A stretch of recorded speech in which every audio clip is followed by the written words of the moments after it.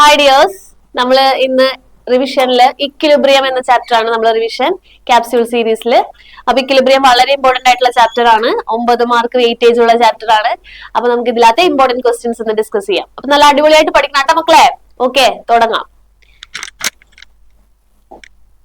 First question ഇക്വിലിബ്രിയത്തിൽ ഏറ്റവും ആദ്യം നമ്മൾ പഠിക്കുന്നതാണ്. അതായത് expression for equilibrium constant Kc for the following reaction. ഇക്വേഷന്റെ ഒരു ഇക്വേഷൻ തന്നിട്ടുണ്ട്, ഒരു കെമിക്കൽ റിയാക്ഷൻ തന്നിട്ടുണ്ടാവും. നിങ്ങൾ അതിന്റെ എന്ത് കണ്ടുപിടിക്കണം? Kc കണ്ടുപിടിക്കണം അല്ലെ? അത്രേ ഉള്ളൂ, സിമ്പിൾ. എങ്ങനെയാണ് Kc കണ്ടുപിടിക്കുക? Kc കണ്ടുപിടിക്കാൻ വളരെ എളുപ്പമാണ്. Kc equal to concentration of product divided by concentration of reactant. ഇതാണ് Kcയുടെ ബേസിക് ഇക്വേഷൻ എന്ന് പറയുന്നത് അല്ലെ. അപ്പൊ നമുക്ക് ആദ്യത്തെ എക്സാമ്പിൾ നോക്കാം. ഫസ്റ്റ് എക്സാമ്പിളിൽ നമുക്ക് തന്നേക്കുന്നത് N2 + 3H2 റിവേഴ്സിബിളി ഗീവ്സ് 2NH3 ആണ്. അപ്പൊ ആ ഇക്വേഷനിൽ നമ്മൾ ഇത് അപ്ലൈ ചെയ്യണം. ഓക്കെ, Kc അപ്ലൈ ചെയ്യണം. അപ്പൊ ആദ്യത്തെ നമുക്ക് ചെയ്യാം. ഒന്നാമത്തെ ക്വസ്റ്റ്യൻ എന്താണ് പറഞ്ഞേക്കണേ? Kc കണ്ടുപിടിക്കണമെങ്കിൽ concentration of product divided by concentration of reactant ചെയ്യണം അല്ലെ. ഇവിടെ ആരാണ് മക്കളെ പ്രൊഡക്റ്റ്? എപ്പോഴും റൈറ്റ് സൈഡിൽ എഴുതുന്ന ആൾക്കാർ പ്രൊഡക്റ്റും ലെഫ്റ്റ് സൈഡിൽ എഴുതുന്ന ആൾക്കാർ റിയാക്ടന്റും. അത് ആലോചിച്ചാൽ മതി. അപ്പൊ റൈറ്റ് സൈഡിലാണ് നമ്മുടെ പ്രൊഡക്റ്റ് എടുക്കണം, പ്രൊഡക്റ്റ് മുകളിൽ വേണം. Kc equal to concentration of product എന്നുള്ളത് ആ പ്രൊഡക്റ്റിന്റെ ഫോർമുല എഴുതാം. NH3. ഇനി ഇവിടെ നമ്പർ ഓഫ് മോൾസ് തന്നിട്ടുണ്ടല്ലോ. നമ്പർ ഓഫ് മോൾസ് തന്നു കഴിഞ്ഞാൽ നമ്പർ ഓഫ് മോൾസ് പവർ ആക്കി എഴുതണം. അപ്പൊ Kc equal to concentration of NH3 square divided by, ഇനി എന്താ കോൺസെൻട്രേഷൻ ഓഫ് റിയാക്ടന്റ് അല്ലേ. അപ്പൊ ലെഫ്റ്റ് സൈഡിലോട്ട് വരിക. ആരൊക്കെയാണ് റിയാക്ടന്റ്? N2 3H2. അപ്പൊ N2 അല്ലേ ആദ്യത്തെ ആള്. Concentration of N2 into concentration of അടുത്ത റിയാക്ടന്റ് ആരാണ്? H2 എന്ന് മാത്രമേ എഴുതാൻ പാടുള്ളൂ ട്ടോ. അതിന്റെ മുന്നിലുള്ള നമ്പർ ഉണ്ടല്ലോ 3, number of moles stoichiometric coefficient, അത് നമ്മൾ പവർ ആക്കി കൊടുക്കണം. എത്രയുള്ളൂടെ? സിമ്പിൾ. അപ്പൊ Kc കണ്ടുപിടിക്കാൻ concentration of product divided by concentration of reactant ആണ് ചെയ്യേണ്ടത്. സ്റ്റോയിയോമെട്രിക് കോഎഫിഷ്യൻസ് ഉണ്ടെങ്കിൽ അത് പവർ ആയിട്ട് കൊടുക്കണം. അത്രേ ഉള്ളൂ. രണ്ടാമത്തെ എക്സാമ്പിൾ നോക്കാം. രണ്ടാമത്തെ എക്സാമ്പിൾ ആരാണ്? H2 + I2 give 2Hi. അപ്പൊ Kc equal to concentration of product, ഇയാളാണ് പ്രൊഡക്റ്റ് അല്ലെ, ഇയാളെ മാത്രം എഴുതാം കേട്ടോ, പ്രൊഡക്റ്റിനെ മാത്രം. Hi concentration of Hi whole raise to മുന്നിലുള്ള നമ്പർ 2 whole raise to 2 divided by ആരാണ് റിയാക്ടന്റ്? H2 I2. അപ്പൊ concentration of H2 into concentration of I2. ഇത്രയേ ഉള്ളൂ. ഓക്കെ, ഇതാണ് ഫസ്റ്റ് ക്വസ്റ്റ്യൻ. Kc കണ്ടുപിടിക്കാനുള്ള ഇക്വേഷൻ ട്ടാ, സിമ്പിൾ. ഇനി അടുത്തത് right the relation between Kp and Kc for the following reaction. ഒരു റിയാക്ഷൻ തന്നിട്ടുണ്ട്, Kpയുടെയും Kcയുടെ റിലേഷൻ കണ്ടെത്താനാണ്. അപ്പൊ Kp ആൻഡ് Kc തമ്മിലുള്ള റിലേഷൻ ഏതാണ് equation? Kp is equal to Kc RT whole raise to delta n. ഇതാണ് Kpയും Kcയും തമ്മിലുള്ള റിലേഷൻ പറയുന്ന ഇക്വേഷൻ അല്ലെ. Kp is equal to Kc RT whole raise to delta n. ഇവിടെ വേറെ ഒന്നും ചെയ്യേണ്ട, നിങ്ങൾ ഡെൽറ്റ n കണ്ടുപിടിച്ചാൽ മതി. ഡെൽറ്റ n എന്ന് പറഞ്ഞാൽ എന്താ കുട്ടികളെ? ഡെൽറ്റ n എന്ന് പറഞ്ഞാൽ that is change in number of moles. Delta n is change in number of moles. Change in number of moles കാണാനുള്ള ഇക്വേഷൻ എന്താ? Change in number of moles കാണാൻ number of moles of product minus number of moles of reactant ചെയ്യാം. Number of moles of product എത്രയാണ്? 2 അല്ലെ. അപ്പൊ 2 minus number of moles of reactant, ഇവിടെ 1 മോൾ H2 ഉണ്ട്, ഇവിടെ 1 മോൾ I2 ഉണ്ട്. അപ്പൊ 2 minus 2 that is delta n is equal to 0. Okay അല്ലേ? എങ്ങനെയാണ് ഡെൽറ്റ n കണ്ടുപിടിച്ചതെന്ന് മനസ്സിലായല്ലോ. Number of moles of product equal to ഇവിടെ 2 ആണ്, number of moles of reactant ഇവിടെ 1 മോൾ, ഇവിടെ 1 മോൾ, അപ്പൊ ഇവിടെ 2 ആണ്. 2 മൈനസ് 2 4. സോറി, 2 മൈനസ് 2 0 ട്ടോ കുട്ടികളെ. അപ്പൊ Kp is equal to Kc RT whole raise to delta n അവിടെ എന്ത് കൊടുക്കുക? 0. നമുക്കറിയാം ഏതൊരു സാധനം റേസ് ടു 0 എന്ന് പറഞ്ഞാലും അത് 1 ആണ്. അപ്പൊ നമുക്ക് ഇവിടെ എന്തെന്ന് എഴുതാം? Kp is equal to Kc. അത്രേ ഉള്ളൂ. ഇനി അതേ സെയിം ക്വസ്റ്റ്യൻ തന്നെയാണ്, എക്സാമ്പിൾ വേറെയാണെന്നുള്ളൂ. Give the relation between KP and KC in the above system. നിങ്ങൾ തനിയെ ഒന്ന് കണ്ടുപിടിച്ചേ, ടീച്ചർ ചെയ്യണതിന് മുന്നേ തന്നെ ചെയ്തേ. ആദ്യം എന്ത് വേണം? Number of moles of reactant വേണം. Number of moles of reactant എത്രയാണ്? 1. Number of moles of product വേണം. എത്രയാണ് number of moles of product? ഇവിടെ 1 മോൾ, ഇവിടെ 1 മോൾ. അപ്പൊ 1 + 1 2 അല്ലെ? അപ്പൊ ഡെൽറ്റ n ഈക്വൽ ടു എന്ത് വരും മക്കളെ? Delta n is equal to NP minus NR. NP minus NR എന്ന് പറഞ്ഞാൽ 2 - 1 ദാറ്റ് ഇസ് ഈക്വൽ ടു 1 അല്ലെ? ഇനി ഇക്വേഷൻ ഏതാ? KP KC റിലേഷൻ എന്താ? KP is equal to KC RT whole rise to delta n. Delta n നമുക്ക് കിട്ടിയിട്ടുണ്ട് 1. അപ്പൊ KP is equal to KC into RT. ഇതാണ് നമ്മളുടെ ഫൈനൽ ഇക്വേഷൻ വരുന്നത്. ഓക്കെ, അപ്പൊ രണ്ട് പ്രോബ്ലം ഈസി ആണ്. ഇനി അടുത്ത question, right the expression for equilibrium constant KP കണ്ടുപിടിക്കാനാണ്. ഫസ്റ്റ് സ്ലൈഡിൽ നമ്മൾ KC കണ്ടുപിടിച്ചു, ദെൻ നമ്മൾ KP KC റിലേഷൻ കണ്ടുപിടിച്ചു. ഇനി ഇതിൽ പറയുന്നത് KP കണ്ടുപിടിക്കാനാണ്. KP എന്ന് പറഞ്ഞാൽ equilibrium constant in terms of partial pressure ആണ് അല്ലെ? ഓക്കെ, അപ്പൊ നമുക്ക് ആദ്യത്തതിന്റെ ചെയ്യാം. First KP is equal to എന്താ വേണ്ടത്? KP കണ്ടുപിടിക്കണമെങ്കിൽ KP is equal to, first basic ആയിട്ടുള്ളത് എഴുതാം നമുക്ക്. Basically KP is equal to partial pressure of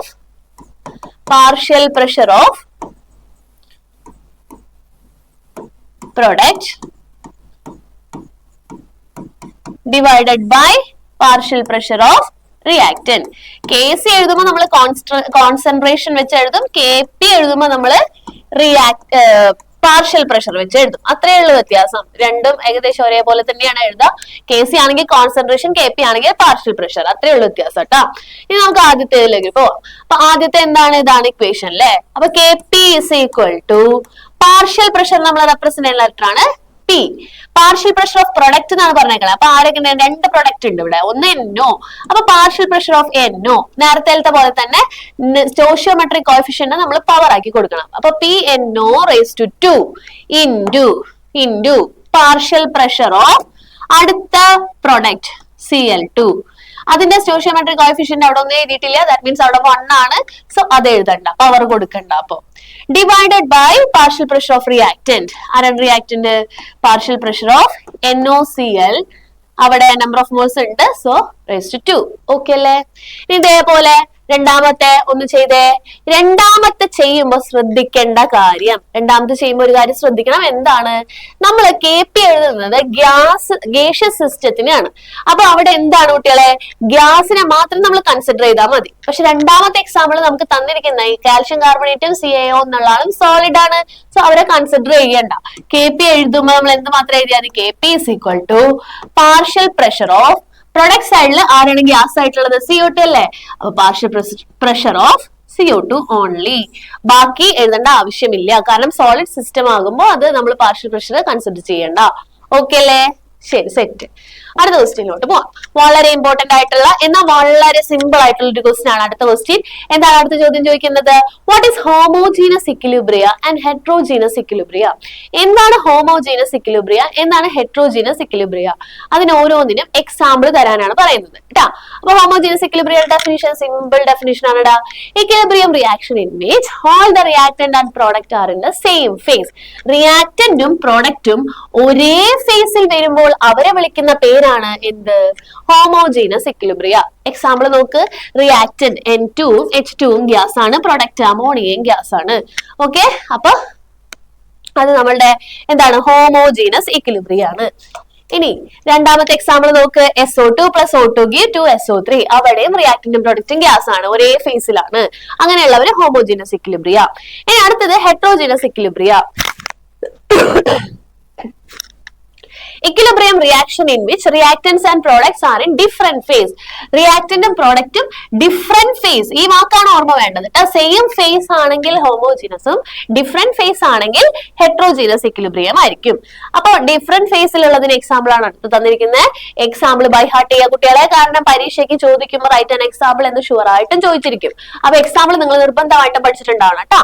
calcium carbonate solid geese CaO + CO2. H2O സോളിഡിനെ നമ്മൾ ലിക്വിഡ് ആക്കുന്നു. ക്ലിയർ ആയില്ലേ? സെറ്റടാ. അടുത്ത question. The equilibrium constant for the reaction SO2 + NO2 gives SO3 plus NO is 16. ഒരു reaction തന്നിരിക്കുന്നു. SO2 plus NO2 gives SO3 plus NO. ഒരു reaction തന്നിരിക്കുന്നു.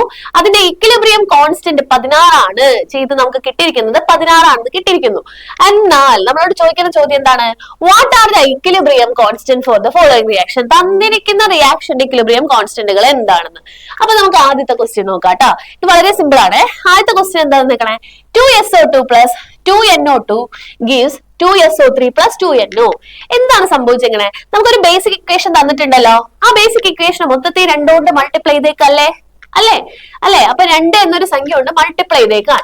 അപ്പൊ നമ്മളുടെ പുതിയ ഈ ഇക്വേഷന്റെ KC എന്നത് ഇക്വിലിബ്രിയം കോൺസ്റ്റന്റ് KC, പുതിയ KC ആയതുകൊണ്ട് KC ഡാഷ് എന്ന് വേണമെങ്കിൽ കൊടുക്കാം. KC ഡാഷ് എന്ന് പറയുന്നത് ആദ്യം തന്നിരിക്കുന്ന ബേസിക് റിയാക്ഷന്റെ KC ഇതാണല്ലോ. KC = 16 എന്നല്ല നമുക്ക് തന്നിരിക്കുന്നത്. ആ KCയുടെ സ്ക്വയർ ആയിരിക്കും. KC square. ഞാൻ എന്തുകൊണ്ടാണ് ഇവിടെ 2 നിട്ടേ? എന്തുകൊണ്ടാണ് സ്ക്വയർ നിട്ടേ? ബിക്കോസ് ബേസിക്കലി തന്നിരിക്കുന്ന ഇക്വേഷനെ 2 കൊണ്ട് മൾട്ടിപ്ലൈ ചെയ്തേക്കാണ്. അതുകൊണ്ടാണ് ഞാൻ അവിടെ എന്തെന്ന് എഴുതിയത്? KC, പുതിയ KC എന്നത് KC സ്ക്വയർ ആയിരിക്കും എന്ന് പറഞ്ഞത്. സപ്പോസ് ഈ റിയാക്ഷൻ നമ്മൾ 3 കൊണ്ടാണ് മൾട്ടിപ്ലൈ ചെയ്തെങ്കിൽ നമുക്ക് അവിടെ എന്താ എഴുതായിരുന്നു? KC⁻³ എന്ന് എഴുതായിരുന്നു. ഓക്കെ, അപ്പൊ ഇവിടെ KC തന്നിട്ടുണ്ടല്ലോ 16 അല്ലേ? അപ്പൊ 16 സ്ക്വയർ ആയിരിക്കും നിങ്ങളുടെ ആൻസർ എന്ന് പറയുന്നത്. 16 സ്ക്വയർ ആയിരിക്കും ആൻസർ എന്ന് പറയുന്നത്. മനസ്സിലായോ? ഒരു ബേസിക് ഇക്വേഷൻ ഒരു നമ്പർ കൊണ്ട് മൾട്ടിപ്ലൈ ചെയ്ത് കഴിഞ്ഞാൽ അപ്പൊ നമുക്ക് കിട്ടുന്ന പുതിയ KC എന്നത് ആദ്യത്തെ ⁻² ആയിരിക്കും, പവർ ആയിരിക്കും വരിക കേട്ടോ. ഓക്കെ അല്ലേ? അപ്പൊ 16 × 16 ചെയ്യുമ്പോൾ 256 ആണ് ഇവിടെ ആൻസർ വരിക. ഇനി അടുത്തത് ഇത് നോക്കാം. രണ്ടാമത്തെ നോക്കാം. രണ്ടാമത്തേൽ എന്താണ്? രണ്ടാമത്തെ റിയാക്ഷൻ എന്താണ് നടന്നേക്കണേ? SO3 plus NO reversible give SO2 plus NO2. ഇവിടെ എന്താ നടന്നേക്കണേ? ഇവിടെ റിവേഴ്സ് ചെയ്തേക്കാണ് അല്ലെ? ആദ്യത്തെ ഇക്വേഷന് ഇതൊക്കെ ആദ്യം തന്നേക്കണ ബേസിക് സാധനത്തിന് നമ്മൾ റിവേഴ്സ് ചെയ്തേക്കല്ലേ? SO3യും NOയും ഇപ്പുറത്തോട്ട് എടുത്ത് എഴുതി അല്ലെ? അവിടെ പ്രൊഡക്റ്റ് ആയാല് ഇവിടെ റിയാക്ടന്റ് ആണ്. അങ്ങനെയല്ലേ വന്നേക്കുന്നത്. അപ്പൊ പുതിയ KC എന്നത് റിവേഴ്സ് ആണ് ചെയ്തേക്കണമെങ്കിൽ ആദ്യത്തെ KCയുടെ റെസിപ്രോക്കൽ ആയിരിക്കും, അതായത് 1/KC ആയിരിക്കും. ഓക്കെ, ഇക്വേഷനെ തല തിരിച്ചു കഴിഞ്ഞാൽ പുതിയ KC എന്നത് റെസിപ്രോക്കൽ ആയിരിക്കും. അപ്പൊ ഇവിടെ ഉത്തരം കിട്ടുക 1/16 എന്നാണ് ആൻസർ വരിക. ക്ലിയർ ആയോ? ഓക്കെ, നെക്സ്റ്റ് ക്വസ്റ്റ്യൻ എന്താ പറഞ്ഞേക്കണേ? നെക്സ്റ്റ് ക്വസ്റ്റ്യനില് ആ തന്നിരിക്കുന്ന ബേസിക് ഇക്വേഷനെ ഹാഫ് കൊണ്ട് മൾട്ടിപ്ലൈ ചെയ്തേക്കാണ് അല്ലെ? ഡിവൈഡഡ് ബൈ 2 ചെയ്തേക്കാണ് അല്ലെ? അല്ലെങ്കിൽ നമുക്ക് പറയാം ഹാഫ് കൊണ്ട് മൾട്ടിപ്ലൈ ചെയ്ത് ഡിവൈഡഡ് ബൈ 2 ചെയ്തിരിക്കുന്നു. അപ്പൊ പുതിയ KC, ഈ ഇക്വേഷന്റെ KC ഡാഷ് എന്നത് എന്താ വരിക? ഒരു 1/2 കൊണ്ടാണ് ചെയ്തേക്കുന്നത്. So KC⁻². ഏത് സംഖ്യ കൊണ്ടാണോ ഇവിടെ നമ്മൾ ചെയ്തിരിക്കുന്നത് ആ സംഖ്യ ⁻² കൊടുക്കുക. അപ്പൊ KC എത്രയായിരുന്നു? 16 അല്ലേ? 16⁻². ⁻² എന്ന് പറഞ്ഞാൽ നമുക്കറിയാം റൂട്ട് ആണ്, അത് റൂട്ട് അല്ലെ? അപ്പൊ √16 ആൻസർ 4 വരും. ഇത് വളരെ ഇമ്പോർട്ടന്റ് ആയിട്ടുള്ള ഒരു ചോദ്യമാണ്. വളരെ സിമ്പിൾ ആൻസർ ആണ്, പക്ഷെ എന്താണ് എപ്പോഴും പരീക്ഷയ്ക്ക് ചോദിക്കാറുള്ളതാണ് മക്കളെ. അപ്പൊ ഇത് പഠിക്കാം കേട്ടോ. ഓക്കെ, അടുത്ത ക്വസ്റ്റ്യൻ നോക്കാലോ. അടുത്ത question, what are the applications of equilibrium constant? 3 മാർക്കിന് ചോദിക്കാൻ സാധ്യതയുള്ള സാധനമാണ് ആപ്ലിക്കേഷൻസ് ഓഫ് ഇക്വിലിബ്രിയം കോൺസ്റ്റന്റ്. ഒന്നാമത്തെ application, predict the extent of a reaction. ഒരു റിയാക്ഷന്റെ എക്സ്റ്റെന്റ്, അതായത് ഒരു റിയാക്ഷൻ നടക്കുമ്പോൾ അവിടെ പ്രൊഡക്റ്റ് ആണോ കൂടുതൽ ഉണ്ടാവുന്നത്, റിയാക്ടന്റ് ആണോ കൂടുതൽ ഉണ്ടാവുന്നത് എന്നുള്ളതാണ് അതിന്റെ എക്സ്റ്റെന്റ് എന്ന് പറയുന്നത്. അപ്പൊ അതിന്റെ എക്സ്റ്റെന്റ് പ്രെഡിക്റ്റ് ചെയ്യാൻ നമുക്ക് എന്തുപയോഗിക്കാം? ഇക്വിലിബ്രിയം കോൺസ്റ്റന്റ്, KCയുടെ വാല്യൂ നോക്കിയിട്ട് പറയാം. എങ്ങനെയാണ് പറയുന്നത് നോക്കിയേ? ഇഫ് KC > 10⁻3, KC 10⁻3 മേലെയാണെങ്കിൽ പ്രൊഡക്റ്റ് പ്രിഡോമിനേറ്റ് ഓവർ റിയാക്ടന്റ്, റിയാക്ടന്റിനേക്കാൾ കൂടുതൽ പ്രൊഡക്റ്റ് ആയിരിക്കും ഉണ്ടാകുക. അടുത്തത്, if KC less than 10⁻3, KC 10⁻3 കുറവാണെങ്കിൽ റിയാക്ടന്റ് പ്രിഡോമിനേറ്റ് ഓവർ പ്രൊഡക്റ്റ്, അവിടെ റിയാക്ടന്റ് ആയിരിക്കും കൂടുതൽ ഉണ്ടാവുക. ഇനി if the value of KC is in between 10⁻3 and 10⁻3, KCയുടെ വാല്യൂ 10⁻3ന്റെയും 10⁻3ന്റെയും ഇടയിലാണെങ്കിൽ രണ്ടുപേരുടെയും കോൺസെൻട്രേഷൻ ഒരു അപ്രോപ്രിയേറ്റ്, രണ്ടുപേരും അപ്രീഷ്യബിൾ എമൗണ്ട് ഉണ്ടാവും, രണ്ടുപേരും ഏകദേശം ഒരേപോലെ ഉണ്ടാവും അർത്ഥം. അത്രേ ഉള്ളൂ, ആ സിമ്പിൾ. രണ്ടാമത്തെ ആപ്ലിക്കേഷൻ ഓഫ് KCയുടെ രണ്ടാമത്തെ application, prediction of direction of a reaction. Forward ഡയറക്ഷനിലാണോ റിവേഴ്സ് ഡയറക്ഷനിലാണോ റിയാക്ഷൻ നടക്കുന്നത് എന്ന് പറയാനായിട്ട് സാധിക്കും. അപ്പൊ അതെങ്ങനെയാണ് സാധിക്കുക കുട്ടികളെ? ഫോർവേഡ് ഡയറക്ഷൻ ആണോ റിവേഴ്സ് ഡയറക്ഷൻ ആണോ എന്ന് അറിയണമെങ്കിൽ നമുക്ക് ഒരാളെയും കൂടി അറിയണം. KC കൂടാതെ അറിയേണ്ട ആളാണ് QC. നിങ്ങൾക്ക് അറിയാം കെ സി എന്ന് പറഞ്ഞാൽ ഇക്വിലിബ്രിയം കോൺസ്റ്റന്റ് ആണ് അല്ലെ. കെ സി എന്ന് പറഞ്ഞാൽ ഇക്വിലിബ്രിയം കോൺസ്റ്റന്റ് ആണ്. കെ സി ഇപ്പൊ ഒരു ജനറൽ റിയാക്ഷൻ, ഈ ഒരു ജനറൽ റിയാക്ഷൻ തന്നിട്ട് നമ്മുടെ അടുത്ത് കെ സി എഴുതാൻ പറഞ്ഞാൽ നമ്മൾ എങ്ങനെയാ കെ സി എഴുതാ? K C equal to concentration of product divided by reactant. അപ്പൊ product ആരാണ്? C. C raised to C into D raised to D divided by A raised to A into B raised to B. ഇതല്ല equilibrium constant എന്ന് പറയുന്നത്. ഇത് എപ്പോഴാണ് at equilibrium, അതായത് forward റിയാക്ഷന്റെയും backward റിയാക്ഷന്റെയും rate equal ആകുമ്പോഴാണ് നമ്മൾ കെ സി കണ്ടുപിടിക്കുക. അതേസമയം അത് രണ്ടും ഈക്വൽ അല്ലാത്ത സമയം ഉണ്ടാവില്ലേ? കെ സി ഫോർവേഡ് റിയാക്ഷന്റെ റേറ്റും ബാക്ക്വേർഡ് റിയാക്ഷന്റെ റേറ്റും ഈക്വൽ അല്ലാത്ത സമയം ഉണ്ടാവില്ലേ? ഇക്വിലിബ്രിയത്തിൽ അല്ലാത്ത ടൈമിൽ നമ്മൾ ഇവരുടെ ഈ റേഷ്യോനെ product concentration of product by concentration of റിയാക്ടന്റിനെ റിയാക്ഷൻ കോഷ്യന്റ് എന്നാണ് പറയുക, QC. ഓക്കെ, അപ്പൊ QCയുടെ വാല്യൂ നോക്കിയിട്ടാണ് നമ്മൾ direction of the reaction predict ചെയ്യുന്നത്. QCയുടെ വാല്യൂ നോക്കിയിട്ട് എങ്ങനെയാ പ്രെഡിക്ട് ചെയ്യുന്നത്? ഇത് മാത്രം പഠിച്ചാൽ മതി കേട്ടോ. If QC greater than KC, QC ആണ് KCനേലും വലുതെങ്കിൽ reaction will proceed in the direction of reactant. റിയാക്ടന്റിന്റെ സൈഡിലോട്ട്, റിയാക്ടന്റിന്റെ സൈഡ് എന്ന് പറഞ്ഞാൽ ഇതല്ലേ, ദാറ്റ് മീൻസ് ബാക്ക്വേർഡ് റിയാക്ഷൻ ആണ് നടക്കുക. ഏത് റിയാക്ഷൻ ആണ് നടക്കുക? Backward reaction. എപ്പോഴാണ് ബാക്ക്വേർഡ് റിയാക്ഷൻ നടക്കുന്നത്? QC ഗ്രേറ്റർ ദാൻ KC, അതവിടെ എഴുതിയിട്ടുണ്ട്. Backward reaction will proceed. അതേസമയം QC ലെസ് ദാൻ KC ആണെങ്കിൽ, QC KCനേൽ കുറവാണെങ്കിൽ, അപ്പൊ പ്രൊഡക്റ്റ് സൈഡിലോട്ടായിരിക്കും നടക്കുക. പ്രൊഡക്റ്റ് സൈഡ് എന്ന് പറഞ്ഞാൽ ഫോർവേഡ് റിയാക്ഷൻ ആയിരിക്കും നടക്കുക. ഇനി QC ഈക്വൽ ടു KC ആണെങ്കിലോ, അപ്പോഴാണ് നമ്മൾ പറയാ റിയാക്ഷൻ ഈസ് അറ്റ് ഇക്വിലിബ്രിയം. അപ്പൊ രണ്ട് ആപ്ലിക്കേഷൻ പഠിച്ചു. ഒന്നാമത്തെ application extent of a reaction predict ചെയ്യാം. രണ്ടാമത്തെ application direction of reaction predict ചെയ്യാം. മൂന്നാമത്തെ application calculation of equilibrium concentration. ഇക്വിലിബ്രിയത്തിലുള്ള കോൺസെൻട്രേഷൻ, നമുക്ക് കോൺസെൻട്രേഷൻ കണ്ടുപിടിക്കാൻ പറ്റില്ലേ? KC അറിയാമെങ്കിൽ നമുക്ക് ഇക്വിലിബ്രിയത്തിലുള്ള concentration കണ്ടുപിടിക്കാം. Okay, by knowing the value of equilibrium constant we can calculate equilibrium concentration of the reactant and product. Okay, അത്രയാണ് KCയുടെ ആപ്ലിക്കേഷൻ. ഇനി അടുത്തത് write the relationship between equilibrium constant KCയും QCയും ഗിബ്സ് ഫ്രീ എനർജിയും തമ്മിലുള്ള അവർ തമ്മിലുള്ള ബന്ധം കാണിക്കുന്ന ഇക്വേഷൻ ഇതാണ്. Delta G is equal to delta G zero plus R T L N Q. Equation കാണാതെ പഠിക്കുക. Delta G is equal to delta G zero plus R T L N Q, അതാണ് ഇക്വേഷൻ. ഓക്കെ, ഇനി at ഇക്വിലിബ്രിയത്തിൽ delta ജിയുടെ value zero ആയിരിക്കും. നമ്മൾ ഇത് പഠിക്കുന്നുണ്ട് അല്ലെ, തെർമോഡൈനാമിക്സിൽ പഠിക്കുന്നുണ്ട്. ഇക്വിലിബ്രിയത്തിൽ ഡെൽറ്റ ജിയുടെ വാല്യൂ സീറോ ആയിരിക്കും. അപ്പൊ അത് മാത്രമല്ല QC ഈക്വൽ ടു KC ആയിരിക്കും. നമ്മൾ തൊട്ട് മുന്നേ കണ്ട് ഇക്വിലിബ്രിയത്തിൽ QC ഈക്വൽ ടു KC ആയിരിക്കും. അങ്ങനെയാണെങ്കിൽ ഇക്വേഷൻ എങ്ങനെ മാറും? ഡെൽറ്റ ജി ഈക്വൽ ടു എനിക്ക് സീറോ എന്ന് കൊടുത്തൂടെ? ഇവിടെ delta G equal to zero എന്ന് കൊടുത്തു. Equal to delta G zero plus R T L N KC.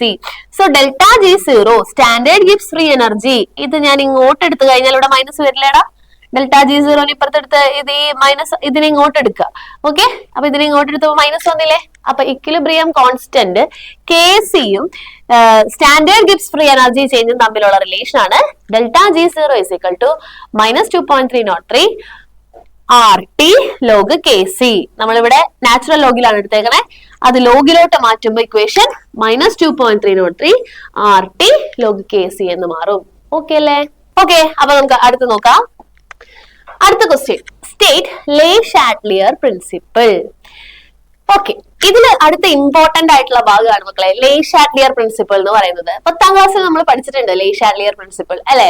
ഇപ്പൊ നമ്മൾ ഇക്വിലിബ്രിയത്തെ കുറിച്ചൊക്കെ സംസാരിച്ചല്ലോ. ഇക്വിലിബ്രിയം എന്ന് പറഞ്ഞിട്ടുണ്ടെങ്കിൽ റേറ്റ് ഓഫ് ഫോർവേഡ് റിയാക്ഷനും റേറ്റ് ഓഫ് ബാക്ക്വേർഡ് റിയാക്ഷനും ഒരേ സ്പീഡിലായിരിക്കും അല്ലെ. അതിനെയാണ് നമ്മൾ എന്ത് പറയുന്നത്? ഇക്വിലിബ്രിയം എന്ന് പറയുന്നത്. അപ്പൊ ഇക്വിലിബ്രിയത്തില് ഒരു സിസ്റ്റത്തിന്റെ കോൺസെൻട്രേഷൻ, ടെമ്പറേച്ചർ, പ്രഷർ, ഇവര് 3 പേരും കോൺസ്റ്റന്റ് ആയിരിക്കും. ഓക്കെ, സ്ഥിരമായിട്ടൊരു സംഖ്യ പോയിക്കൊണ്ടിരിക്കുകയായിരിക്കും. അതായത് സിസ്റ്റം ഇക്വിലിബ്രിയത്തിലായിരിക്കുമ്പോൾ സിസ്റ്റത്തിന് നല്ല സമാധാനമാണ്. ആവശ്യത്തിന് അതിന് വേണ്ട സാധനങ്ങളൊക്കെ ഉണ്ട്. കോൺസെൻട്രേഷൻ ഉണ്ട്, പ്രഷർ ഉണ്ട്, ടെമ്പറേച്ചർ ഉണ്ട്. ഇവര് 3 പേരും കോൺസ്റ്റന്റ് ആയിട്ട് ഇരിക്കുകയാണ്. അപ്പൊ സിസ്റ്റം നല്ല സമാധാനമായിട്ട് നല്ല കൂളായിട്ട് പോയിക്കൊണ്ടിരിക്കുകയാണ്. അങ്ങനെ ഇരിക്കുമ്പോഴാണ് നമ്മൾ ഈ സിസ്റ്റത്തിന്റെ പ്രഷറിനെയോ അല്ലെങ്കിൽ ടെമ്പറേച്ചറിനെയോ അല്ലെങ്കിൽ കോൺസെൻട്രേഷനെയോ ഒന്ന് മാറ്റുന്നത്. ഓക്കെ, ചേഞ്ച് വരുത്താണ്. അങ്ങനെ ചേഞ്ച് വരുത്തി കഴിഞ്ഞാൽ സിസ്റ്റത്തിന്റെ സമാധാനം പോവും ടീച്ചർ ഒരു സിമ്പിൾ എക്സാമ്പിൾ പറയാം. അതായത് നമ്മളെ സംബന്ധിച്ച് നമ്മൾ പഠിക്കുന്നത് എന്തിനാണ്? നല്ല ജോലി കിട്ടി നല്ല കാശൊക്കെ ഉണ്ടാക്കാനാണ് അല്ലെ. അപ്പൊ നമ്മൾ പൈസയൊക്കെ ഉണ്ടായി സെറ്റിൽ ആയി കഴിഞ്ഞാൽ നമ്മൾ കാറ് വാങ്ങിക്കും, നല്ല വീട് വെക്കും, നല്ല ഫുഡ് ഡെയിലി കഴിക്കും. അപ്പൊ 3 കാര്യങ്ങളായി. നമ്മുടെ കയ്യിൽ പൈസ ഉണ്ടെങ്കിൽ നമ്മൾ ഈ 3 കാര്യങ്ങൾ കൊണ്ട് വെൽ സെറ്റിൽഡ് ആണ്, നമ്മൾ സമാധാനത്തിൽ പോയിക്കൊണ്ടിരിക്കുകയാണ്. അങ്ങനെ സമാധാനത്തിൽ പോയിക്കൊണ്ടിരിക്കുമ്പോഴാണ് നമ്മുടെ കാർ ഒരുത്തൻ അടിച്ചോണ്ട് പോയി. ഓക്കെ, അപ്പൊ നമ്മുടെ സമാധാനം പോയാ? കാർ അടിച്ചോണ്ട് പോയാൽ നമ്മുടെ സമാധാനം പോയാ? അതായത് നമ്മൾ ഇക്വിലിബ്രിയത്തിൽ ഇരിക്കുന്ന സമയത്ത് നമ്മുടെ കയ്യിലുള്ള ഒരു സാധനം നഷ്ടപ്പെട്ടു, ഡിസ്റ്റർബ്ഡ് ആയി അല്ലെ. അപ്പൊ നമ്മൾ ഡിസ്റ്റർബ്ഡ് ആവുമ്പോൾ നമ്മൾ എന്ത് ചെയ്യും? തിരിച്ച് ആ കാറ് നേടാൻ നോക്കും അല്ലെ. അതേപോലെ തന്നെയാണ് ലേ ഷാർലിയർ പ്രിൻസിപ്പിൾ പറയുന്നത്. ഇവിടെ കാറ് വീട് എന്നൊക്കെ പറഞ്ഞതിന് പകരം സിസ്റ്റത്തെ സംബന്ധിച്ചിടത്തോളം അവരുടെ 3 പേര് ആരൊക്കെയാണ്? ഒന്ന് പ്രഷർ, ടെമ്പറേച്ചർ, കോൺസെൻട്രേഷൻ. ഈ 3 പേരും കോൺസ്റ്റന്റ് ആയി പോയിക്കൊണ്ടിരിക്കുകയാണ്. അങ്ങനെ ഇരിക്കുമ്പോൾ ഇതിൽ ആർക്കെങ്കിലും മാറ്റം സംഭവിച്ചാൽ സിസ്റ്റം ഡിസ്റ്റർബ്ഡ് ആവും. ഓക്കെ, അപ്പൊ ആ മാറ്റത്തെ ഇല്ലാതാക്കാൻ നോക്കും. ഓക്കെ, സിസ്റ്റം എന്ത് ചെയ്യാൻ നോക്കും? എന്ത് ചേഞ്ച് ആണോ ഉണ്ടായത് ആ ചേഞ്ച് ഇല്ലാതാക്കാൻ നോക്കും. ഇതിനെയാണ് എന്തെന്ന് പറയുന്നത്? ലേ ഷാർലിയർ പ്രിൻസിപ്പിൾ. അപ്പൊ ആ സ്റ്റേറ്റ്മെന്റ് ഒന്ന് നോക്കാം. whenever there is a change in pressure, temperature or concentration of a system at equilibrium, the system will try to adjust itself in such a way as to nullify the effect of that change. System എക്വിലിബ്രിയത്തിലായിരിക്കുമ്പോൾ അതിന്റെ കോൺസെൻട്രേഷനോ ടെമ്പറേച്ചറോ പ്രഷറോ മാറിക്കഴിഞ്ഞാൽ system will try to adjust itself such a way so as to nullify the effect of that change. ഉണ്ടായ change ഇല്ലാതാക്കാൻ നോക്കും. ഇതാണ് ലേ ഷാർലിയർ പ്രിൻസിപ്പിൾ പറയുന്നത്. ഓക്കെ അല്ലെ നമുക്ക്? സെറ്റിലെ വളരെ ഇമ്പോർട്ടന്റ് ആട്ടാ.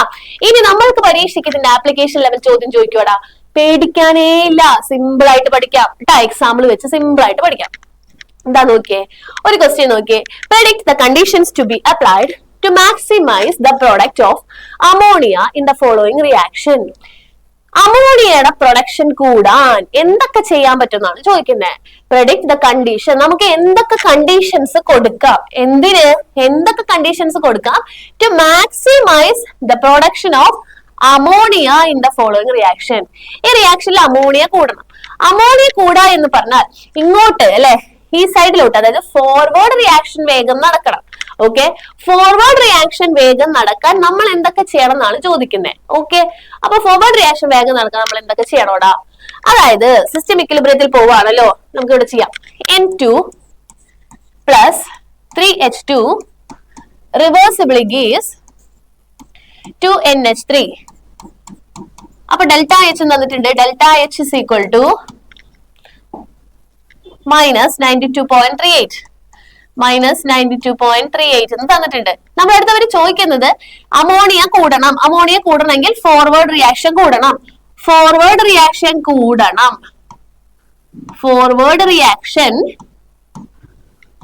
ഇൻക്രീസ്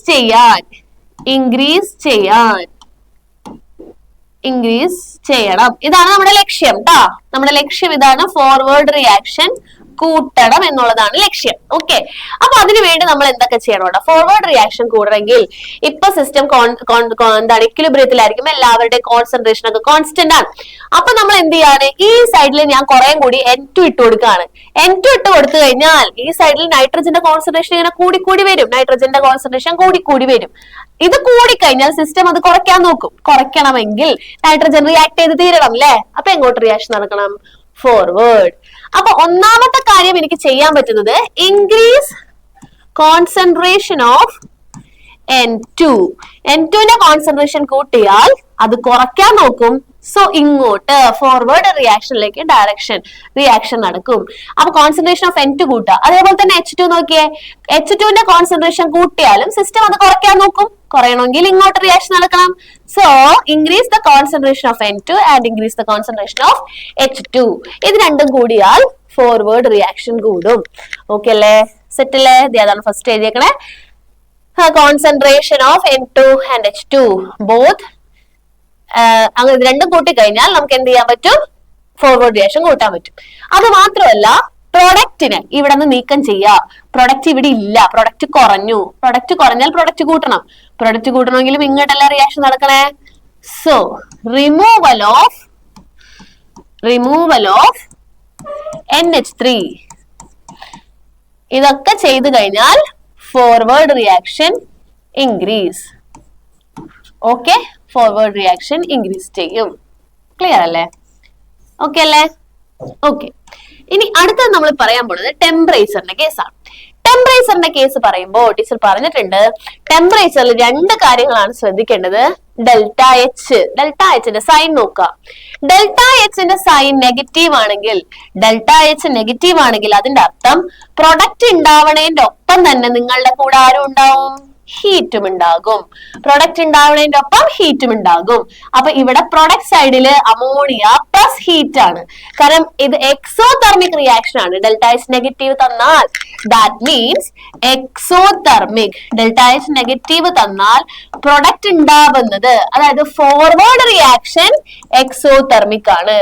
ഫോർവേഡ് റിയാക്ഷൻ എക്സോതെർമിക് ആണെങ്കിൽ ബാക്ക്വേർഡ് റിയാക്ഷൻ എന്തായിരിക്കും? സ്വാഭാവികമായിട്ടും എൻഡോതെർമിക് ആയിരിക്കും. അപ്പൊ ചോദ്യം കിട്ടുമ്പോൾ തന്നെ ഡെൽറ്റ എച്ച് നോക്കാം മക്കളെ. ടെമ്പറേച്ചറിനെ കുറിച്ച് ചോദിക്കുമ്പോൾ ചോദ്യം കിട്ടുമ്പോൾ തന്നെ ഡെൽറ്റ എച്ച് നോക്കാം. ഡെൽറ്റ എച്ച് നെഗറ്റീവ് ആണെങ്കിൽ ഫോർവേഡ് മേലെ, ഫോർവേഡിന്റെ അവിടെ എക്സോതെർമിക് എന്ന് എഴുതണം, ബാക്ക്വേർഡിന്റെ അവിടെ എൻഡോതെർമിക് എഴുതണം. Product plus heat. ഓക്കെ, പ്രൊഡക്റ്റിന്റെ ഒപ്പം ഹീറ്റും ഉണ്ടാവുന്നു എന്നാണ് അർത്ഥം. ടെമ്പറേച്ചർ കൂട്ടിയാൽ എങ്ങോട്ടാണ് റിയാക്ഷൻ നടക്കുക നോക്കുക. ടെമ്പറേച്ചർ കൂട്ടിയാൽ നമുക്ക് ഇവിടെ ഓൾറെഡി ചൂടാണ്. അപ്പൊ കൂടുതൽ ഓൾറെഡി ചൂടുള്ള സൈഡിലേക്ക് റിയാക്ഷൻ നടക്കൂല. ഓക്കെ, ടെമ്പറേച്ചർ കൂട്ടിയാൽ ഹീറ്റ് ഇല്ലാത്ത സൈഡിലോട്ട് റിയാക്ഷൻ നടക്കും. അതായത് ബാക്ക്വേർഡേ നടക്കുള്ളൂ. കാരണം ഇവിടെ ഓൾറെഡി ഹീറ്റ് ഉണ്ടല്ലോ. അപ്പൊ ഹീറ്റ് ഇല്ലാത്തവിടത്തേക്കേ റിയാക്ഷൻ നടക്കുള്ളൂ. അപ്പൊ ടെമ്പറേച്ചർ കൂട്ടിയിട്ട് കാര്യമില്ല. കൂട്ടിക്കഴിഞ്ഞാൽ അമോണിയ ഉണ്ടാവോ? ഇല്ല. അപ്പൊ നമ്മൾ എന്ത് ചെയ്യുക? ടെമ്പറേച്ചർ കുറയ്ക്കുക. ടെമ്പറേച്ചർ കുറച്ചു കഴിഞ്ഞാൽ എവിടെയാണോ ഹീറ്റ് ഉള്ളത് അങ്ങോട്ട് റിയാക്ഷൻ നടക്കും. അപ്പൊ ഫോർവേഡ് റിയാക്ഷൻ നടക്കും. അപ്പൊ ഇവിടെ അമോണിയയുടെ കേസിൽ അമോണിയ കൂടുതലായിട്ട് ഉണ്ടാവണമെങ്കിൽ ടെമ്പറേച്ചർ എങ്ങനെയായിരിക്കണം? ഫോർവേഡ് റിയാക്ഷൻ എക്സോതെർമിക് ആയതുകൊണ്ട് ലോ ടെമ്പറേച്ചർ ആണ് ഫേവർ ചെയ്യുന്നത്. അപ്പൊ എഴുതാം, since forward reaction is exothermic, forward reaction exothermic ആയതുകൊണ്ട്, ഫോർവേഡ് റിയാക്ഷൻ എങ്ങനെയാണ് എക്സോതെർമിക് ആയത് എന്ന് നമ്മൾ തുടക്കത്തിലെ പറഞ്ഞു കേട്ടോ. ഡെൽറ്റ എച്ച് നെഗറ്റീവ് ആയതുകൊണ്ടാണ് ഫോർവേഡ് റിയാക്ഷൻ എക്സോതെർമിക് ആയത്. Since the forward reaction is exothermic, low temperature favour ammonia formation. Okay. ഇനി മൂന്നാമത്തെ ആള് പ്രഷർ ആണ്. പ്രഷറിനെ കുറിച്ച് പറയുമ്പോൾ അറിയേണ്ട ആളാണ് നമ്പർ ഓഫ് മോൾസ്. പ്രഷറിനെ കുറിച്ച് അറിയുമ്പോൾ നോക്കേണ്ടത് ആരെയാണ്? Number of moles.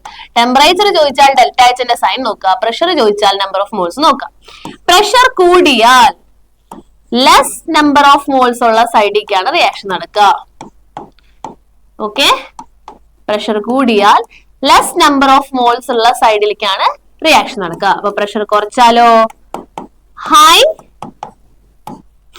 Number of moles ഉള്ള സൈഡിലേക്കാണ് റിയാക്ഷൻ നടക്കുക. അതായത് പ്രഷറിനെ കുറിച്ച് ചോദിച്ചാൽ നിങ്ങൾ ആരെ നോക്കണം? നമ്പർ ഓഫ് മോൾസിനെ നോക്കണം മക്കളെ. പ്രഷർ ചോദിച്ചാൽ നമ്പർ ഓഫ് മോൾസ് നോക്കണം. അപ്പൊ നമുക്ക് നമ്പർ ഓഫ് മോൾസ് നോക്കാം. Okay, number of moles of reactant. എത്ര റിയാക്ടന്റ് ഉണ്ട് ഇവിടെ? 1 + 3 4. ഇവിടെയോ നമ്പർ ഓഫ് മോൾസ് പ്രോഡക്റ്റ് എത്രയാണ്? 2.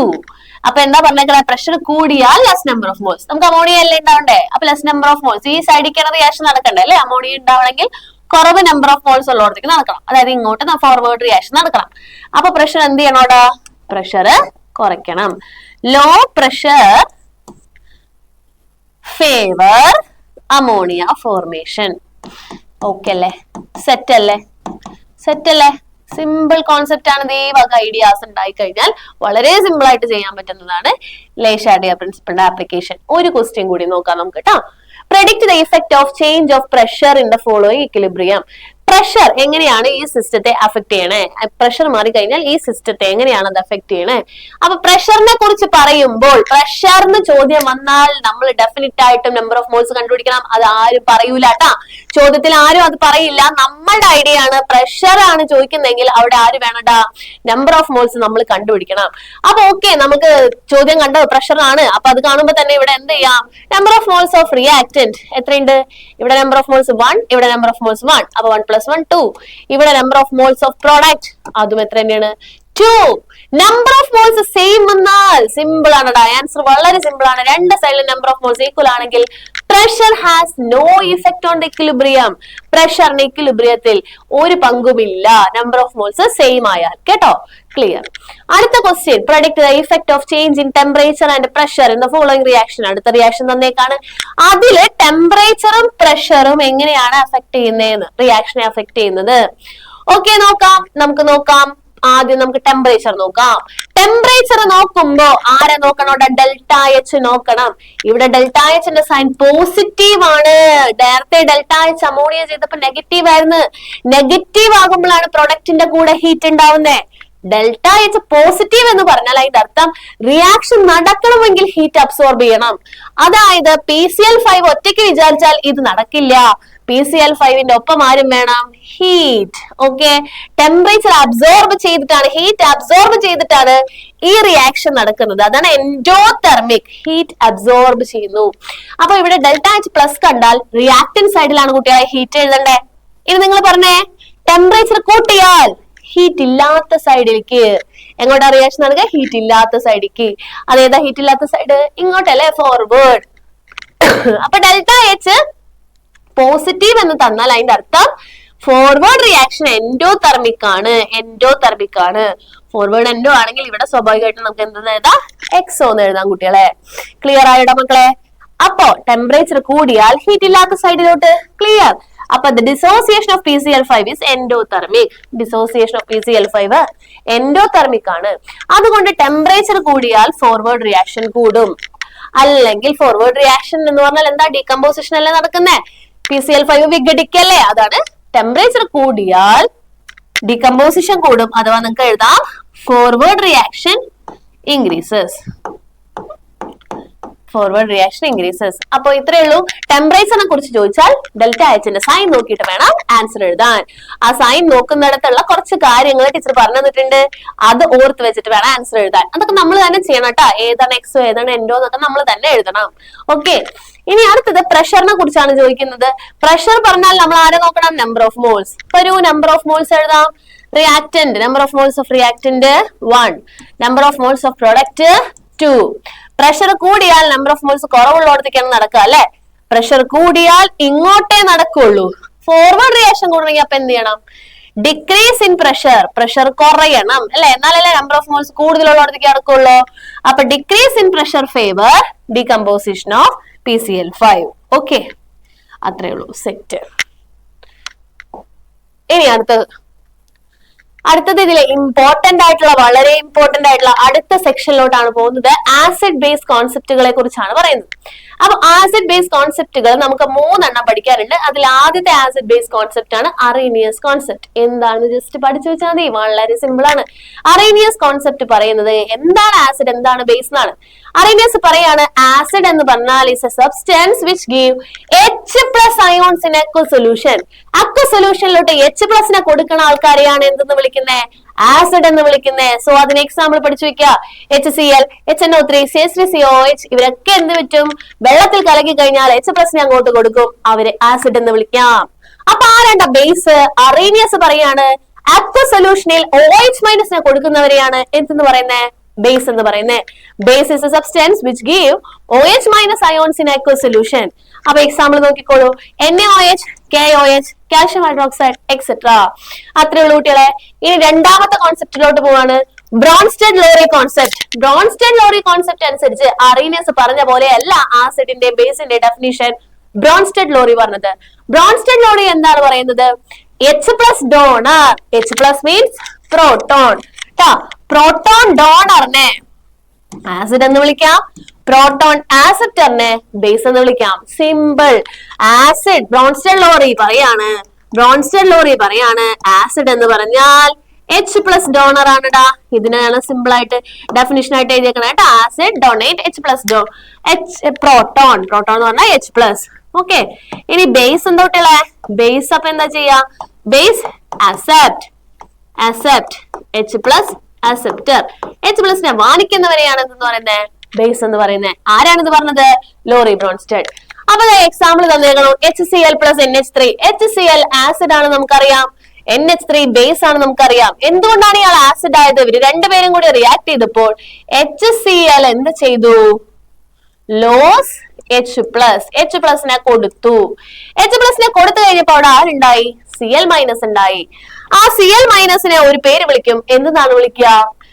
ആസിഡിൽ നിന്ന് H+ പോയിട്ടുണ്ടായ ഭാഗത്തെ വിളിക്കുന്നതാണ് കോൺജുഗേറ്റ് ബേസ്. ആസിഡിൽ നിന്ന് H+ പോയിട്ടുണ്ടായ ആളെ വിളിക്കുന്ന പേരാണ് കോൺജുഗേറ്റ് ബേസ്.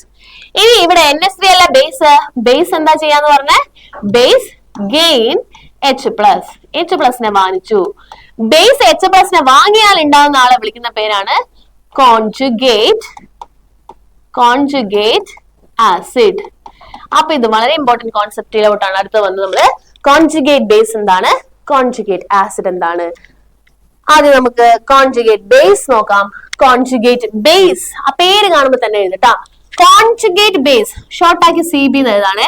കോൺജുഗേറ്റ് ബേസ് എന്ന് പറഞ്ഞാൽ ഇവിടെ ബേസ് എന്ന് കാണുമ്പോഴേക്കും ഇവിടെ ആസിഡ് എന്ന് എഴുതണം. ആസിഡിൽ നിന്ന് H+ പോയിട്ടുണ്ടായതിനെയാണ് നമ്മൾ എന്ന് പറയുന്നത് conjugate base. Base formed by removal of H+ from an acid. ഒരു ആസിഡിൽ നിന്ന് H+ പോയിട്ടുണ്ടായ ബേസിനെ വിളിക്കുന്ന പേരാണ് കോൺജുഗേറ്റ് ബേസ്. അപ്പൊ എന്താണ് കോൺജുഗേറ്റ് ആസിഡ്? കോൺജുഗേറ്റ് ആസിഡ് ഇവിടെ ആസിഡ് എന്ന് കാണുമ്പോഴേക്കും ഇവിടെ ആദ്യം എഴുതണം ബേസ്. ബേസിലോട്ട് H+ ആഡ് ചെയ്യും അല്ലെ? ബേസ് എന്ന് പറഞ്ഞാൽ H+ ആഡ് ചെയ്യാണ്. അപ്പൊ ബേസ് പ്ലസ് H+. ബേസിലോട്ട് H+ ആഡ് ചെയ്താൽ ഉണ്ടാകുന്ന ഭാഗത്തെ വിളിക്കുന്ന പേരാണ് കോൺജുഗേറ്റ് ആസിഡ്. നോക്ക്, acid formed by accepting H+ by a base. അതിനെയാണ് നമ്മൾ എന്ത് പറയുന്നത്? കോൺജുഗേറ്റ് ആസിഡ് എന്ന് പറയുന്നത്. സിമ്പിൾ കോൺസെപ്റ്റ് ആണ്. ഇത് അങ്ങോട്ട് ഓർത്ത് വെച്ച് കഴിഞ്ഞാൽ ഡെഫിനിഷൻ നമുക്ക് അങ്ങോട്ട് ചാറ പറയുന്നത് ഉണ്ടാക്കാടെ മക്കളെ. ഇത് ഓർത്താൽ മതി. കോൺജുഗേറ്റ് ബേസ് എന്ന് പറഞ്ഞാൽ ആസിഡിൽ നിന്നുണ്ടാവുന്ന ആളാണ്. ആസിഡിൽ എങ്ങനെയാണ് ഉണ്ടാവുക? Acid minus H+. Conjugate acid എന്ന് പറഞ്ഞാൽ ബേസിൽ നിന്നുണ്ടാവുന്ന ആളാണ്. ബേസ് H+ വാങ്ങിക്കുമ്പോഴാണ് ആരുണ്ടാവുന്നത്? Conjugate acid. ഇനിതാ കിടുക്കൻ ചോദ്യമാണ്. Write the conjugate acid and conjugate base of the following. അത് ചെയ്യാം. രണ്ടുപേരെ തന്നേക്കാണ്. H2O അല്ലെ? H2O തന്നേക്കാണ്. HSO4- തന്നിരിക്കാണ്. ഓക്കെ, അപ്പൊ ഇത് സിമ്പിൾ ആയിട്ട് എഴുതാം. നമുക്ക് ഒരു പെട്ടി വരച്ച് എഴുതാം.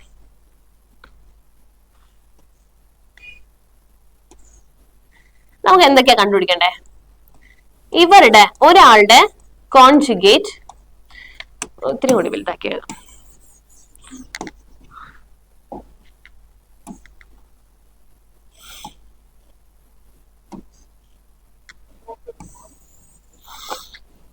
ഒരാളുടെ കോൺജുഗേറ്റ് ആസിഡ് കാണണം, അല്ലെങ്കിൽ കോൺജുഗേറ്റ് ബേസ് കാണണം. അയാളുടെ തന്നെ കോൺജുഗേറ്റ് ആസിഡ് കാണണം. അപ്പൊ ഞാനിപ്പോ ആദ്യം H2O എടുക്കാണെന്ന് വിചാരിക്കട്ടാ. H2O എനിക്ക് കോൺജുഗേറ്റ് ബേസ് വേണം. അപ്പൊ നിങ്ങൾക്ക് പരീക്ഷ ഹാളിൽ ഇരുന്ന് ഇതിന്റെ ഡെഫിനിഷൻ ഒക്കെ കാണാണ്ട് പഠിക്കണം. കുട്ടിക്ക് ഇത് അങ്ങോട്ടും ഇങ്ങോട്ട് കൺഫ്യൂഷൻ വരും എന്റെ മക്കളെ. അതുകൊണ്ട് നിങ്ങൾ ഇത് കാണാണ്ട് പഠിക്കരുത്. കോൺജുഗേറ്റ് ബേസ് എന്ന് കാണുമ്പോൾ തന്നെ ഇവിടെ എഴുതിയിട എന്താണ് കോൺജുഗേറ്റ് ബേസ്. ഇവിടെ ബേസ് കണ്ടാൽ ടീച്ചർ പറഞ്ഞിട്ടുണ്ട് ഇവിടെ ആസിഡ് എഴുതാൻ. അപ്പൊ ബേസ് കണ്ടപ്പോ അപ്പൊ തന്നെ ഇവിടെ ആസിഡ് എഴുതി. ആസിഡ് എന്താ ചെയ്യണമെന്ന് എനിക്കറിയാം. ആസിഡ് H+നെ കളയും. അപ്പൊ ആസിഡ് -H+ ഞാൻ എഴുതി. അപ്പൊ ഇതിനെ ആസിഡ് ആയിട്ട് കാണാ. H2Oനെ ആസിഡ് ആയിട്ട് കാണാ. എന്നിട്ട് അതിൽ നിന്ന് ഒരു H+നെ കളയുക. ഓക്കെ, H2Oന്ന് H+ പോയാൽ ബാക്കി എന്താ ഉണ്ടാവുക? OH- ആണ് ഉണ്ടാവാന്ന് എനിക്കറിയാം. ആ OH- എന്തെന്ന് വിളിക്കുന്നേ? കോൺജുഗേറ്റ് ബേസ് എന്ന് വിളിക്കുന്നേ. കഴിഞ്ഞ സിമ്പിൾ പരിപാടി. ഇതേപോലെ തന്നെ ഇതിന്റെ കോൺജുഗേറ്റ് ആസിഡ് കണ്ടുപിടിച്ചേ. ഇവിടെ കോൺജുഗേറ്റ് ആസിഡ് എന്ന് പറഞ്ഞാൽ ടീച്ചർ പറഞ്ഞിട്ടുണ്ട് ഇവിടെ ബേസ് എന്ന് എഴുതാൻ. ഇവിടെ ബേസ് എന്ന് എഴുതാ.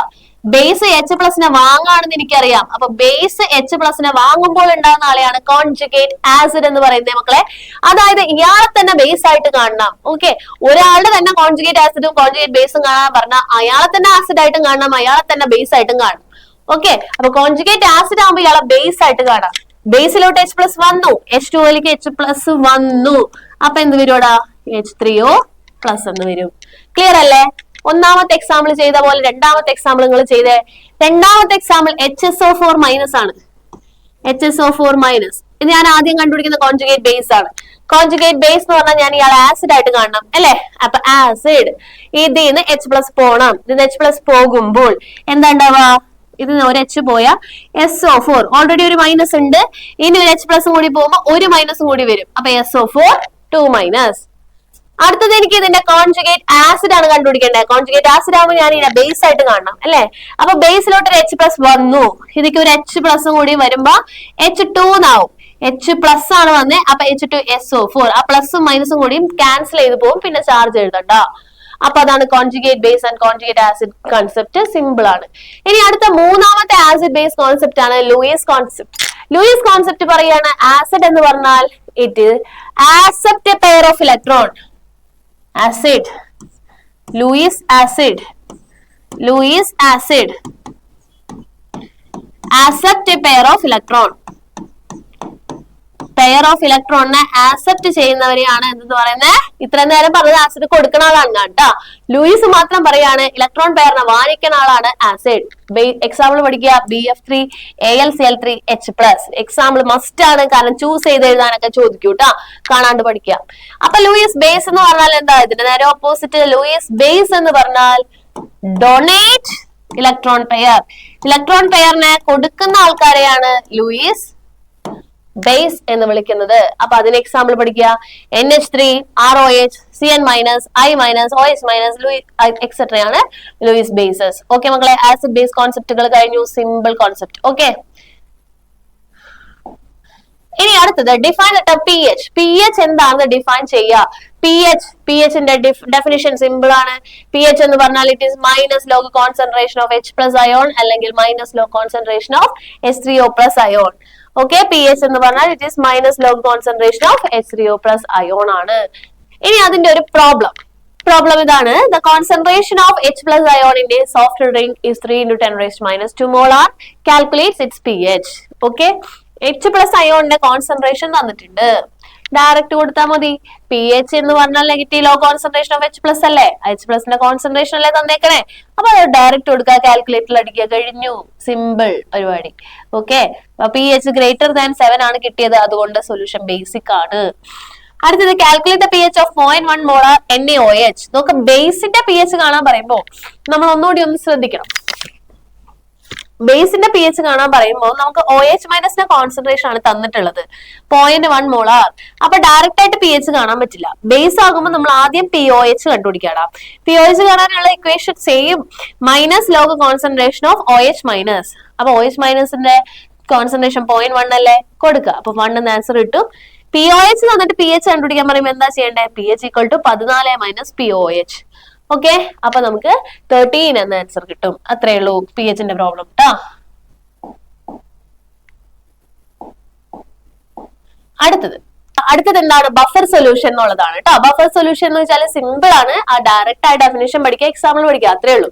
ബഫർ സൊല്യൂഷൻ എന്ന് പറഞ്ഞാൽ it is a solution which resist change in pH value on the addition of small amount of acid or base. ഒരു സൊല്യൂഷനിലേക്ക് നമ്മൾ കുറച്ച് ആസിഡോ ബേസോ ആഡ് ചെയ്താലും അതിന്റെ pH മാറാത്ത സൊല്യൂഷനെയാണ് നമ്മൾ എന്തെന്ന് പറയുന്നത്? ബഫർ സൊല്യൂഷൻ എന്ന് പറയുന്നത്. രണ്ട് ടൈപ്പ് ബഫർ സൊല്യൂഷൻ ഉണ്ട്, ഒന്ന് ആസിഡിക് ബഫർ, അടുത്തത് ബേസിക് ബഫർ. ആസിഡിക് ബഫർ എന്ന് പറഞ്ഞാൽ it is a mixture of weak acid and its a salt formed from strong base. Example പഠിക്കുക, mixture of acetic acid and acetic ആസിഡിന്റെ salt. ഇനി അടുത്തത് ഇതേപോലെ തന്നെ ബേസിക് ബഫർ പറയാടാ. ബേസിക് ബഫർ, അസിഡിക് ബഫർ പറഞ്ഞു വീക്ക് ആസിഡും അതിന്റെ സോൾട്ടും ആയിരിക്കണം. അപ്പൊ ബേസിക് ബഫർ എന്ന് പറഞ്ഞാൽ എന്താ? Mixture of weak base and its a salt from strong acid. Example ammonium hydroxide and ammonium chloride. അടുത്തത് കോമൺ അയോൺ ഇഫക്റ്റ് ആണ്. അടുത്ത വളരെ ഇമ്പോർട്ടന്റ് ആയിട്ടുള്ള പോർഷൻ ആണ് കോമൺ അയോൺ ഇഫക്റ്റ്. എന്താണ് കോമൺ അയോൺ ഇഫക്റ്റ് എന്ന് പറഞ്ഞാൽ? It is A suppression of dissociation of weak electrolyte by the addition of strong electrolyte containing common ion. ഒരു വീക്ക് ഇലക്ട്രോലൈറ്റിന്റെ ഡിസോസിയേഷൻ തടയണം. വീക്ക് സപ്രഷൻ എന്ന് പറഞ്ഞാൽ തടയാന്നാണ് അർത്ഥം കേട്ടോ. അപ്പോ ഒരു വീക്ക് ഇലക്ട്രോലൈറ്റിന്റെ ഡിസോസിയേഷൻ തടയാൻ അതിലേക്ക് ഒരു സ്ട്രോങ് ഇലക്ട്രോലൈറ്റ് ആഡ് ചെയ്യണം. സ്ട്രോങ് ഇലക്ട്രോലൈറ്റിന്റെ കയ്യിൽ ഒരു കോമൺ അയോൺ ഉണ്ടാകണം. ഓക്കെ, അപ്പൊ എന്താണ്? It is suppression of dissociation of weak electrolyte by addition of strong electrolyte containing common ion. Example നോക്കാം. അമോണിയം ഹൈഡ്രോക്സൈഡ് ഒരു വീക്ക് ഇലക്ട്രോലൈറ്റ് ആണ്, അത് ഡിസോസിയേറ്റ് ചെയ്യുമ്പോൾ NH4++ OH- ഉണ്ടാവും. ഇതിന്റെ ഈ ഡിസോസിയേഷൻ തടയണമെങ്കിൽ ഞാൻ ഒരു strong electrolyte ammonium chloride add ചെയ്താൽ മതി. അപ്പൊ അമോണിയം ക്ലോറൈഡ് എന്ന് പറയുമ്പോൾ അതിൽ എന്താ ഉള്ളത്? NH4Cl, സ്ട്രോങ് ഇലക്ട്രോലൈറ്റ് ആയതുകൊണ്ട് അത് ഡിസോസിയേറ്റ് ചെയ്യുമ്പോൾ ഒരു ആരോ വച്ചാൽ മതി. അപ്പൊ എന്താ? NH4++ Cl-. നോക്ക്, അപ്പൊ ഇവിടെ എന്താണ് സംഭവം മക്കളെ? ഇവിടെ നോക്കിയേ, ഡിസോസിയേഷൻ തടയണം അല്ലെ. തടയണം മീൻസ് ഇവിടെ ഈ ആഡ് ചെയ്ത അമോണിയം ക്ലോറൈഡിൽ ഒരു കോമൺ അയോൺ NH4+ ഉണ്ട്, NH4+ ഉണ്ട് അല്ലെ. അപ്പൊ ഈ NH4+ രണ്ട് സൈഡിലും വരുമ്പോ ഇതിന്റെ കോൺസെൻട്രേഷൻ നമ്മൾ കുറയ്ക്കണം. അപ്പൊ ബാക്ക്വേർഡ് റിയാക്ഷൻ അല്ലേ നടക്കുക. അതായത് ലേഷാലിയ പ്രിൻസിപ്പിൾ അനുസരിച്ച് ഇങ്ങോട്ട് റിയാക്ഷൻ നടക്കില്ല, അതായത് ഡിസോസിയേഷൻ നടക്കില്ല, ഇങ്ങോട്ടാണ് നടക്കുക അല്ലെ. അപ്പൊ അതായത് അമോണിയം ക്ലോറൈഡ് ആഡ് ചെയ്തപ്പോഴേക്കും ഡിസോസിയേഷൻ തടയപ്പെട്ടു. ഓക്കെ, അപ്പൊ ഇത്രയാണ് മക്കളെ നമ്മളുടെ ഇക്വിലിബ്രിയം എന്ന ചാപ്റ്ററിലെ വളരെ ഇമ്പോർട്ടന്റ് ആയിട്ടുള്ള തിയറി പോർഷൻസ് ആണ് നമ്മളിപ്പോ ഡിസ്കസ് ചെയ്തത്. അപ്പൊ നന്നായി പഠിക്കുക, നല്ല മക്കളായിട്ട് ഇത്രയും ക്വസ്റ്റ്യൻസ് പഠിച്ച് നല്ല മാർക്ക് വാങ്ങിക്കുക കേട്ടോ. Thank you dears.